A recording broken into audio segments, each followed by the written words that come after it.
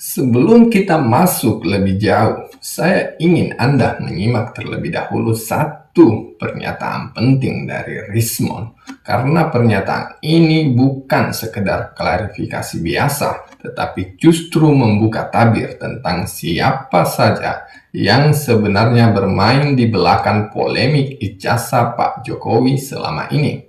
Dan di momen inilah narasi yang selama ini dibangun seolah-olah demi kebenaran mulai menunjukkan arah yang berbeda.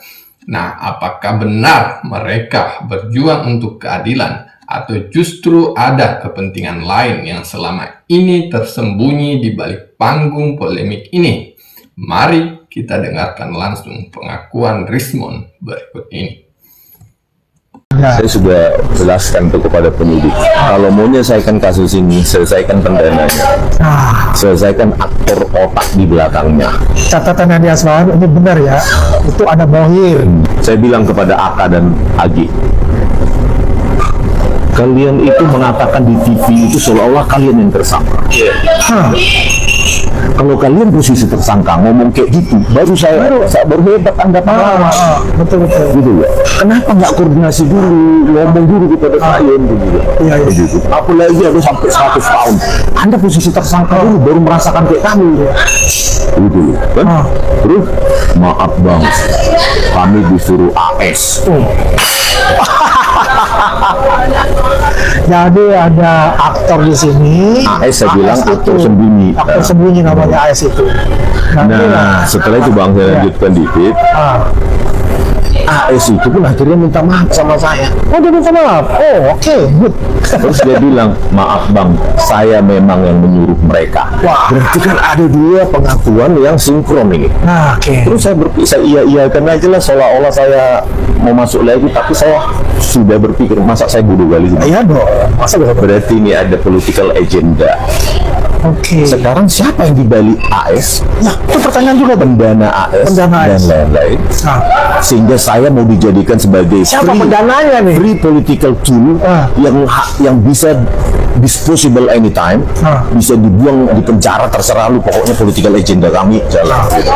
Bayangkan, ada nggak advokat disuruh-suruh orang lain, dan dia tidak advokat kami, dan di luar seolah-olah dia I have nothing to do with this, padahal dia gas terus, Bang badan dia. Antap.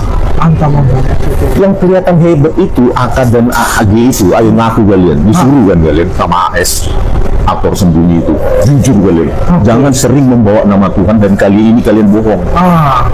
Itu loh. Apalagi yang satu lagi, Aka ini seringkali membawa nama Tuhan. Itu kita udah paham. Jujur bahwa pada suatu waktu kita bertemu 4 orang di sebuah rumah makan di Menteng, kalian dua minta maaf sama saya, Aka dan AG, ya, gofur, saya bilang gitu aja. Ya AG, ya kan banyak nama gopur, pokoknya itu udah Aka AG minta maaf kepada saya, dan kalian mengatakan di TV itu keras karena kalian disuruh oleh AS. Tapi menarik Bang Rismond ya. Itu terbang. Itu yang membuat saya kecewa. Ini pergerakan apa? Kalau lu memang benar pergerakan mau mengubah wajah Indonesia, yang maju ke depan. Jangan takut tersangkain lu. Jangan jadi aktor sembunyi, berani. Itu loh, jangan gas terus. Tapi dia sendiri pada saat diperiksa terlapor kayak menangis gitu. Menangis. Ya, ekspresi saya lihat kan, apalagi tersangka.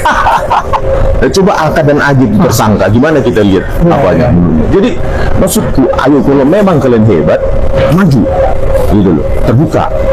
Dan usahakan cari pengganti Rismond ahli juga untuk mendampingi Roy dan Tifa, Pak Roy dan Bu Tifa. Namanya Rotino ya? Iya, maksudnya ya mungkin ada lain bang.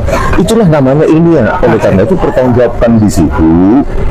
Dan saya nggak tahu ya Pak Roy dan Bu Tifa, kami kan ketemu 2-4 jam seminggu, dan konteksnya dipotong-potong bang, seolah-olah tiap hari ketemu. Aku ada pertanyaan begini Bang Rismond, itu kalau pertama selalu kompers itu kan pasti dana. Tadi kan saya bilang elemen pertama adalah mereka yang ingin mereka gampang mengenerate objek konten sampai 29 duit juga kan bang.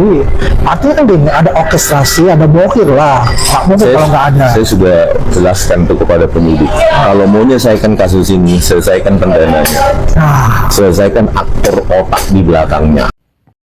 Pengakuan Rismond tentang adanya aktor yang bermain di belakang polemik ijazah Pak Jokowi kembali menunjukkan satu hal penting, bahwa selama ini apa yang mereka lakukan tidak hanya berpotensi untuk mendiskreditkan Pak Jokowi, tetapi juga membuka dugaan bahwa polemik ini dimanfaatkan sebagai panggung untuk mencari popularitas. Apalagi narasi yang mereka bangun selama ini selalu dibungkus dengan kalimat seolah-olah sedang memperjuangkan keadilan dan kebenaran. Narasi seperti ini memang mudah menarik perhatian publik, bahkan bisa menumbuhkan simpati masyarakat. Banyak orang akhirnya melihat mereka sebagai pihak yang dizolimi, sebagai pejuang yang sedang melawan ketidakadilan. Namun seiring waktu, narasi-narasi tersebut mulai runtuh satu persatu ketika fakta, data, dan bukti mengenai keaslian ijazah Pak Jokowi semakin terbuka ke publik. Dan di titik inilah terlihat perbedaan yang sangat jelas antara narasi dan realitas. Narasi bisa dibangun dengan kata-kata, tetapi kebenaran hanya bisa berdiri di atas bukti. Dan ketika bukti-bukti itu muncul dan diuji, posisi mereka justru mulai goyah. Pernyataan-pernyataan yang sebelumnya terdengar meyakinkan perlahan berubah menjadi beban bagi mereka sendiri. Apa yang dulu dijadikan senjata untuk menyerang pada akhirnya berbalik menjadi bumerang bagi mereka sendiri. Dan disinilah pelajaran penting yang bisa kita ambil dari polemik ini, bahwa dalam setiap persoalan hukum maupun perdebatan publik, keadilan dan kebenaran tidak akan bertahan pada mereka yang sekedar membangun cerita. Keadilan dan kebenaran akan selalu berdiri berdampingan dengan orang-orang yang berani menunjukkan bukti, bukan hanya membangun narasi. Karena pada akhirnya waktu selalu menjadi hakim yang paling jujur, dan sejarah selalu mencatat satu hal sederhana. Bukan siapa yang paling keras berbicara, tetapi siapa yang paling mampu membuktikan apa yang dia katakan. Saya kira ini dari saya. Wallahul muwaffiq ila aqwamit thoriq. Wassalamualaikum warahmatullahi wabarakatuh.